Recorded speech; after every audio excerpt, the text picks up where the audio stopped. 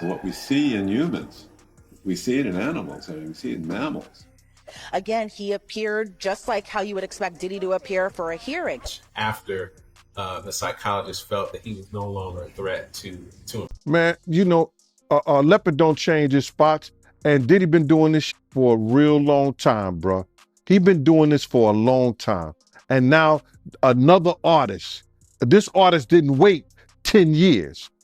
You know what I'm saying? He didn't wait 20 years. You understand? He waited a year or two after he stopped working with him and saw he didn't get what he was supposed to get. And he said, yo, listen here, man. I'm putting in my claims right now because I'm going to show everybody what really happened, what really went down. It's crazy. When I was reading it, I read the whole thing. Shout out to Keisha in Kansas City. She sent me the whole documentation, bro. And, you know, the whole court thing. And when I'm reading the stuff, you know, it sound a lot of it sound familiar. You understand? And what I mean sound familiar, how he would get other girls and get girls to try to, you know, convince this guy, you know, or put him in a sexual situation with other girls so he could do whatever he wanted to do with them. And it's just like the situation somewhat with Sarah and her girlfriend and him and Ja. You know what I'm saying? Bringing girls on to try to convince this other guy to be in a room with another naked man and all this other bullshit. Yo, it all sound familiar, man. I read the whole thing, man, and it was crazy. The shocking revelations from a former prison guard have sent shockwaves through the entertainment world. Diddy, one of the most influential figures in music, fashion, and business, is known for his high-profile life. But what happened behind bars? A former guard from the correctional facility where Diddy spent time has come forward, revealing secrets that have the public questioning everything they thought they knew about the mogul's past. What makes it worse is the food. Mostly everything is stale food, is old food that's donated by other people that they wrap up or they cook for you. Mostly everything they have is full of not roaches and the giant cockroaches. You know, you can smell the mold, you can smell the rot, you can smell the jail that it needs to be rebuilt. It needs help. I don't think anyone should be in that particular jail. There are lots of different people inside that jail. We know that there's a wing that houses high-profile prisoners, R. Kelly, Ghislaine Maxwell, now P. Diddy's in there. Are you aware of the high-profile prisoners? Do you have any interaction with them? I don't have any, and we never had interaction with high-profile prisoners at all. And one of the main reasons that a lot of people know about the Metropolitan Detention Center was because it made headlines in 2019. And one of the issues they had was keeping their prison population warm.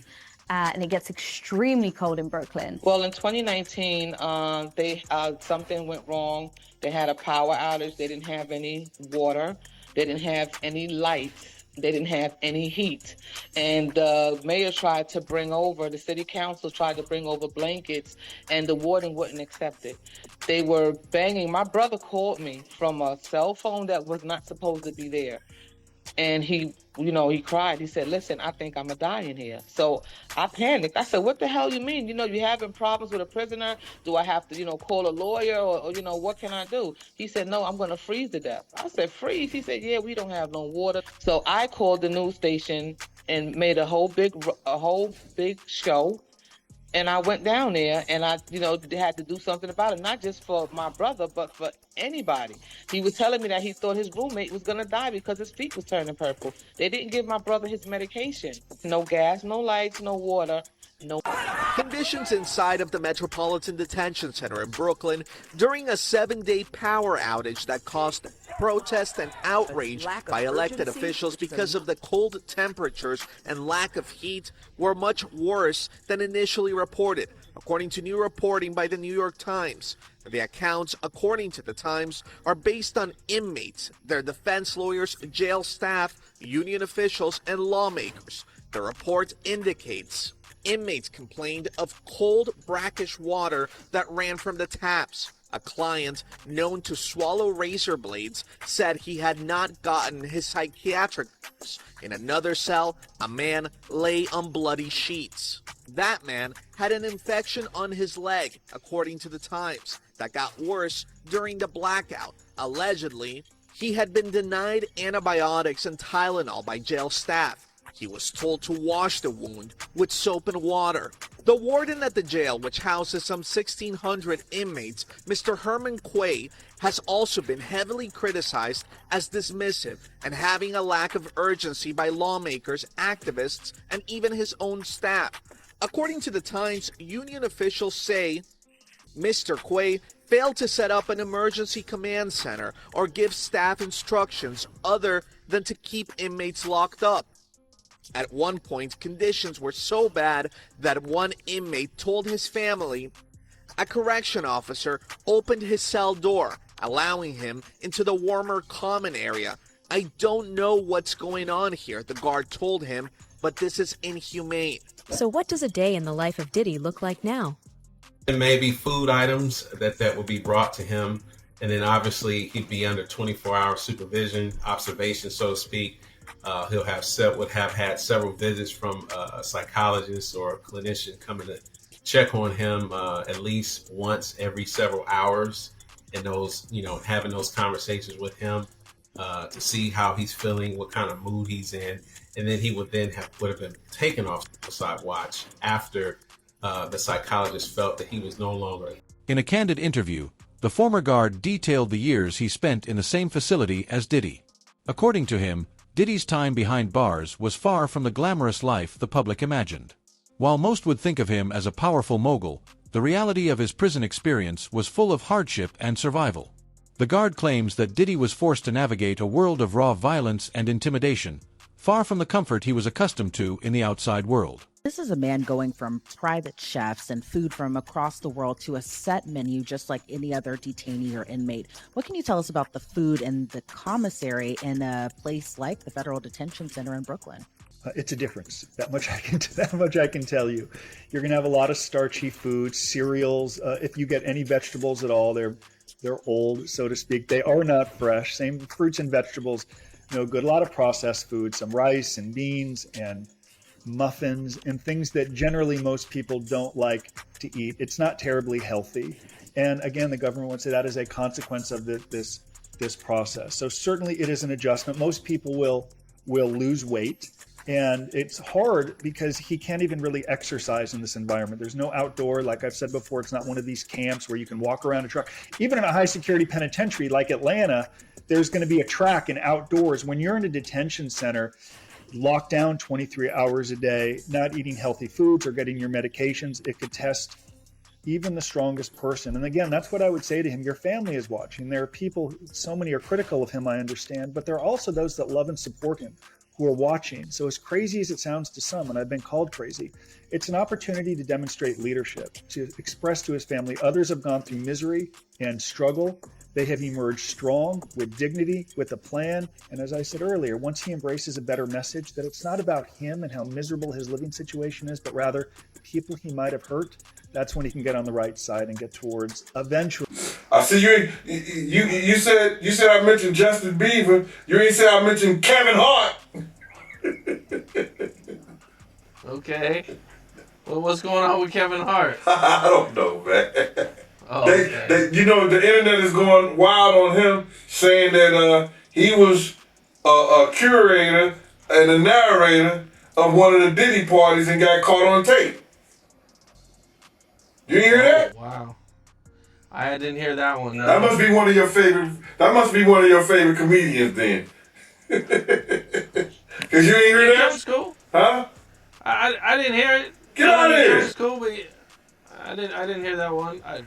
Oh my! Must have missed it, man. I think I caught most of them. I think he almost fell in the tub with one of the girls. Diddy had some girls in the tub, a tub of baby oil or something like that, and he almost fell in the tub. It was crazy. He would be one of the celebrities that I definitely wouldn't think would be involved in anything illegal. For sure. But you gotta realize this, man. People who get caught up in certain those things like that, those parties and things like that, is that they don't go there looking for that stuff.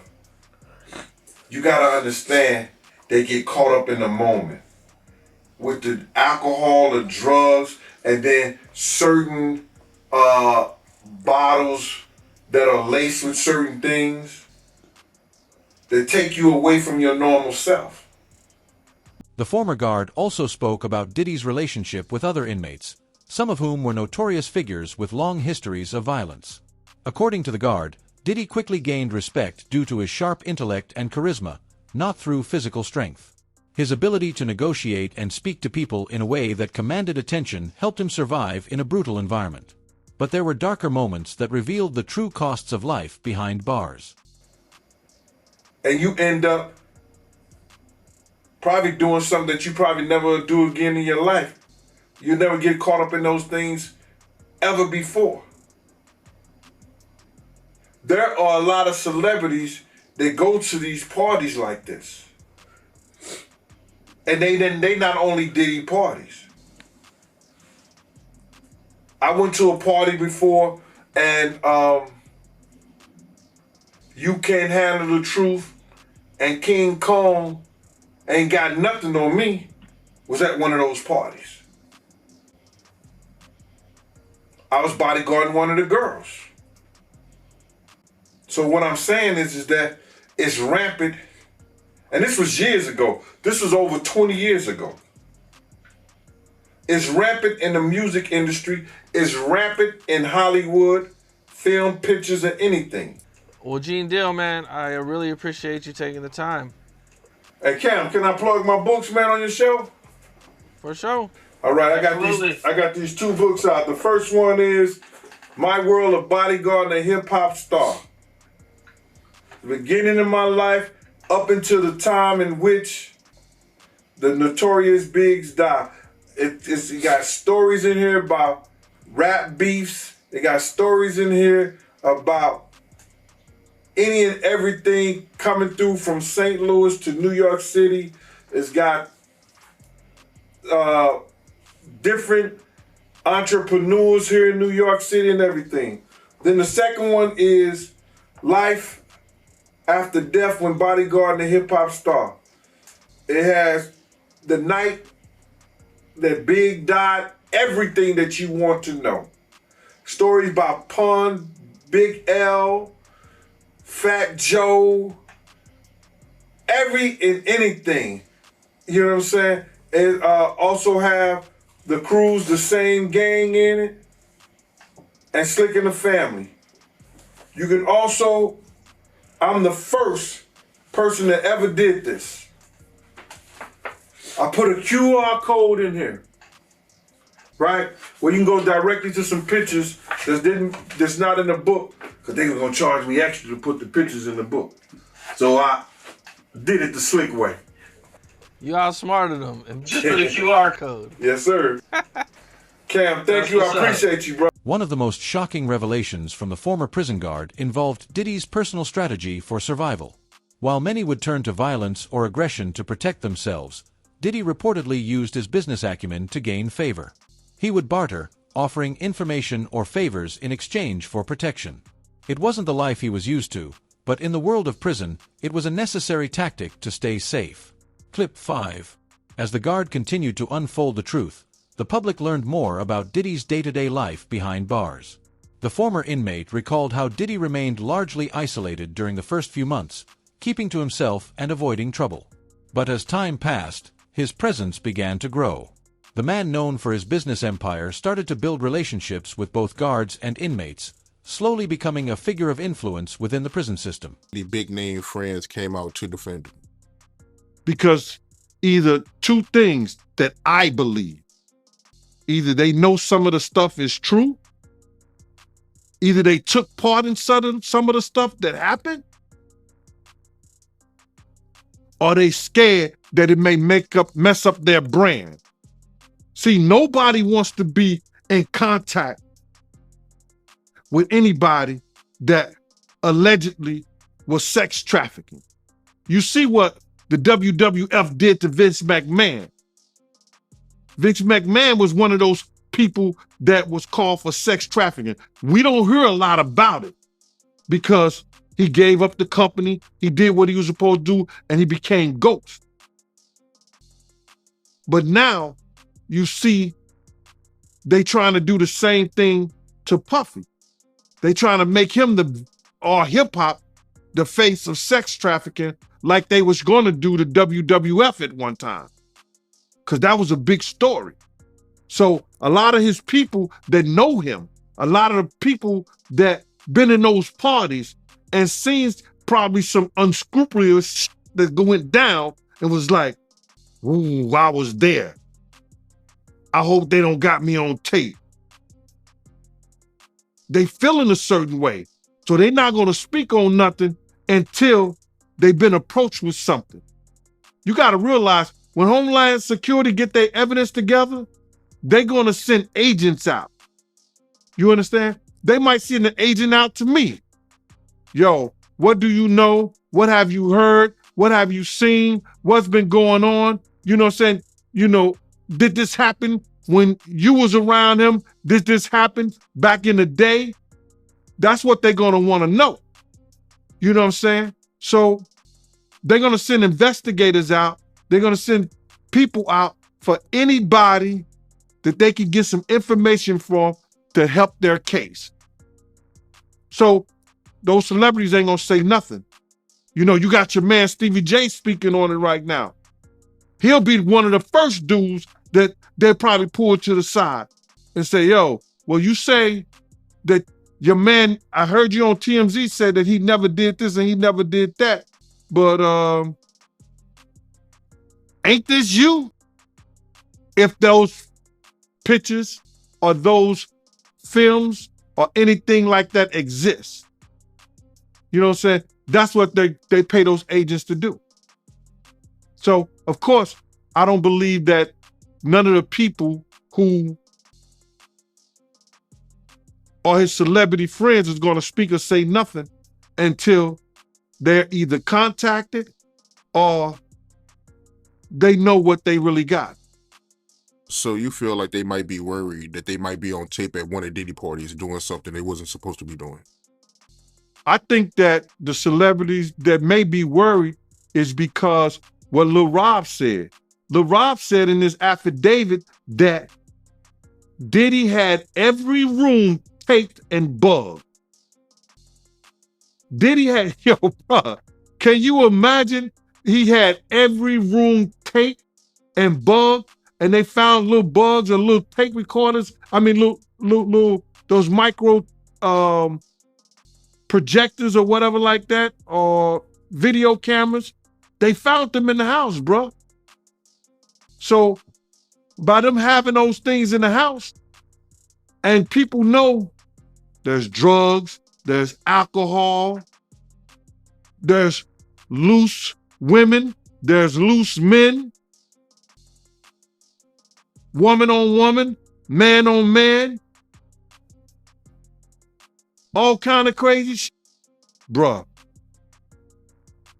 they just wondering who or when they're gonna let this stuff be known. The former prison guard also revealed a surprising detail about Diddy's mental and emotional state while incarcerated. Despite the harsh conditions, Diddy remained surprisingly calm, almost to the point of being detached. According to the guard, Diddy rarely showed signs of fear or aggression, instead keeping a low profile while subtly asserting his dominance through conversations and calculated actions. This mental fortitude impressed everyone around him. Bring those witnesses in there. That's going to be something hard to prove. Unless Lil Rob or Lil Cassie state that was something that happened. That's how the prosecutor's going to prove that. They got a ton of evidence that they got to try to prove, bro. A lot of that that if you read it, it could be circumstantial. You know what I'm saying? But they got to have witness to back it up.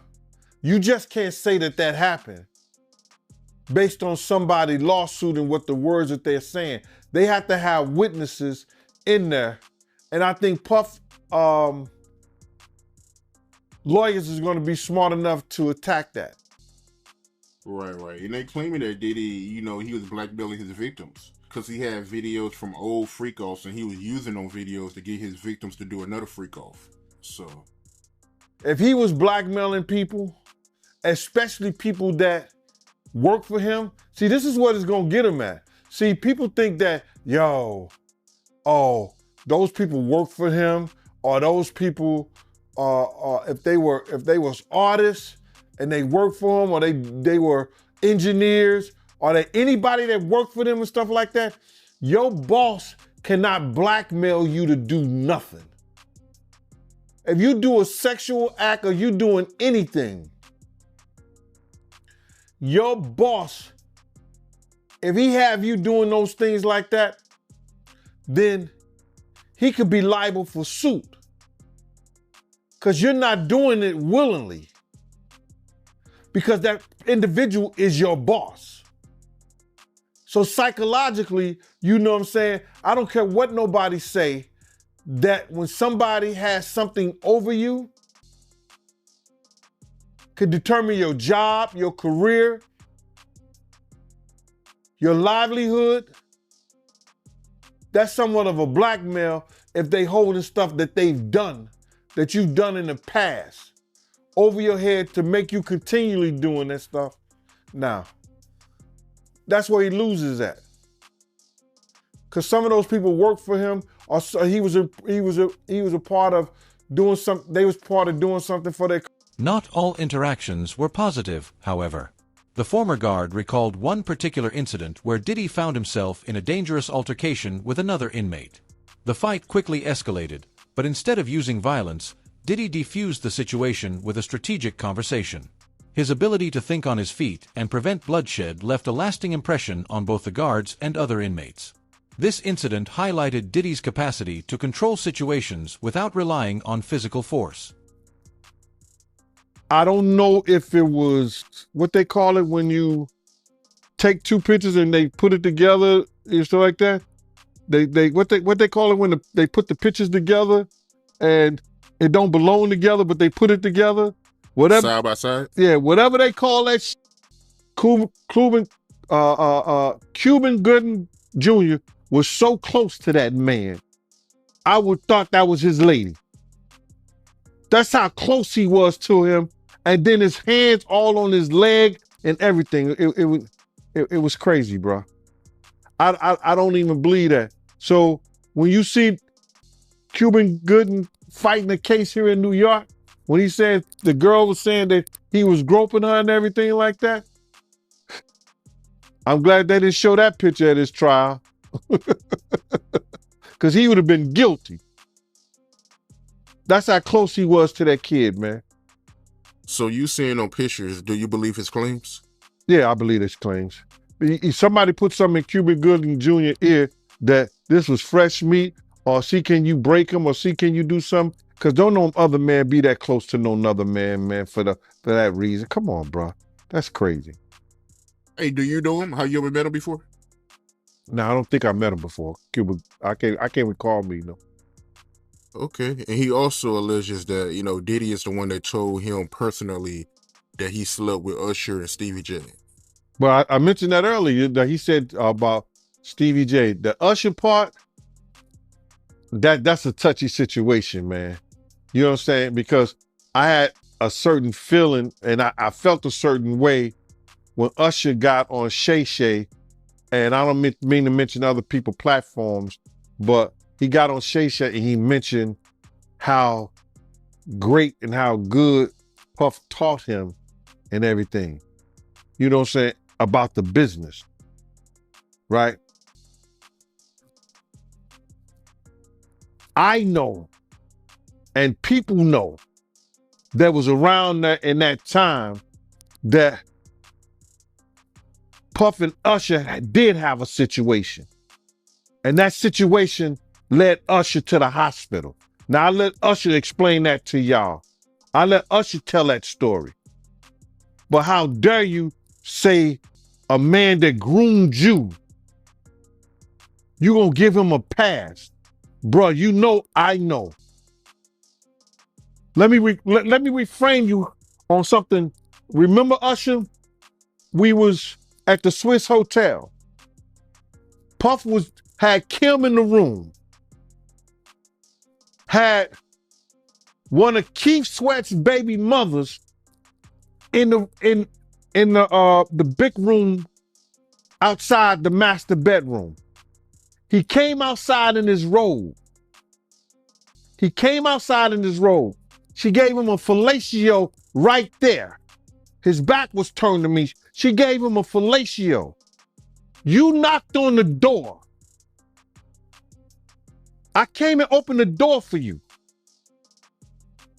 Puff went in the room. You came in the room and kissed that girl dead in her mouth. Now I'm telling that because you taking up for somebody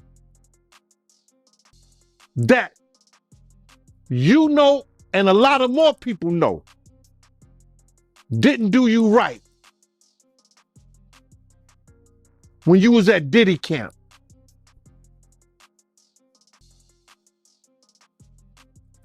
Y'all put it together. And what you mean by Diddy camp? Remember? He was on one of the talk shows, the white guy with the curly hair. What's his name? The white guy with the curly hair. And he said, yo, would you send your son to Diddy camp? And Usher said, no. Ask him why he won't send him to Diddy. She want to know who you are. And I said, where's she at? And she was on this, like this chair, like a mantle sitting up on the stage and stuff like that. That's just go right there. And I was at the bar chilling. I had bought some champagne, a bottle, stuff like that, setting it up for my friends them to come in. And they said, Wendy want to know who you are. And I said, who I am. And I looked at her, she said, yeah, Wendy Williams, that's her. I said, I would know, I told the dude, I said, I would have to see her baby pictures. You know, the dude said, well, what you mean by that? I said, yeah, I had to see her, she said, Wendy Williams, you know, because she didn't, you know, look real feminine to me at the time. I said, I would have to see her baby pictures. You know what I'm saying? And he just looked at me and it was the dude Skeletor. So when I was watching the whole Wendy Williams thing, I used to go to her Dons and Divas party. You know what I'm saying? I knew her husband, Cav. You know, because my man Chaz used to do business with him or whatever like that. You know what I'm saying? Because they used to do those Dons and Divas parties. You know, so then she got with Cav. Cav was a street dude, you know, out of Brooklyn. People knew him. So, long story short, to see that she went through the stuff and how that drug, alcohol, and cocaine ruined probably one of the greatest talk show hosts life is a template for everybody who want to be in the entertainment business to see that you could be at the top of your game and you could be at your bottom of it. The same ladder you go up is the same one that you must come down. And that drugs and that alcohol don't mean you no damn good. Because it has torn up one of the greatest minds of radio of our time down. So it was heartbreaking to see Wendy in that type of situation, bro. How you feel, and I hate to ask you about this, but you know, you see it on social media, so I want to get your opinion. How you feel about the people that say that, you know, what she going through right now is karma? So let me ask you a question like this. Is she the first gossip column? Nah. She was just doing what she had an avenue and she had a lane that was done better than anybody who did it before, that came before her. But I'm talking about her, you know, coming at people, beefing with people, you know, spreading rumors that wasn't true. One, for example, you know, her saying that Tupac got raped in prison. You know, he did an interview complaining about what she said and how, you know, it was a lie. So, you know, stuff like that, you know. It was a lot of people that was doing that before. It was, people was exposing that way before then. What about James Brown? They talk about James Brown beating his wife. They talking about Marvin Gaye being strung out on cocaine way before Wendy Williams. They had gossip column, they had shit like that, but she just perfected it and she was great at it. And she came and she brought it to the forefront of television. You understand what I'm saying? It's no different. It's just the way she did it made it seem like it may have been salacious or something. The prison experience had a profound impact on Diddy, according to the Guard. During his time behind bars, Diddy reportedly spent hours reflecting on his career and personal life. The former Guard claims that Diddy's time in prison led him to a spiritual awakening of sorts, with Diddy becoming more introspective and focused on his future.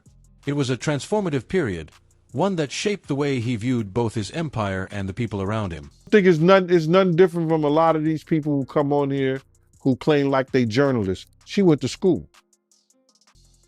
You understand? A lot of people claim to be journalists like you, myself. We all come on here, but who has an education in journalism? Who has an education in broadcasting? Who has an education in communication that they could come and develop a program and stuff like that? You don't have to have that anymore. You got people coming on here and they talking they doing their thing. You understand? But there's none other like Wendy Williams, man. None other like her. I was looking at an interview from Jaguar, right? And I want to get your opinion on it. She told a story about how she knows a lawyer that walked in on Christopher Williams giving Diddy fellatio for a demo deal. You know anything about that? You heard about that? Bruh, I don't know how true that is. I've heard that but I know Christopher Williams. And I know Christopher Williams was a crazy gangster ass nigga from Mount Vernon. From up in that area, Westchester. He didn't play that shit. He kept that 3.2 or that 38 on him, and he will shoot the shit out you. You understand? He was rough with his hands with the women. And the story went on and said that a lawyer walked in the office. When she walked in the office, she walked right out, and she said it was a dude, and she said it was Christopher Williams. There was one other brother, I forgot his name, that worked with Bad Boy. Him and Christopher Williams could have been brothers. And if anybody was doing that, it would have been him, not Christopher Williams. Do you understand that? Him and Christopher Williams could have been brothers. That's how close, that's how they had the same look, light skin, the little low on the side, curly hair and stuff like that. I would never believe it was Christopher Williams. You understand? But that other cat, yeah.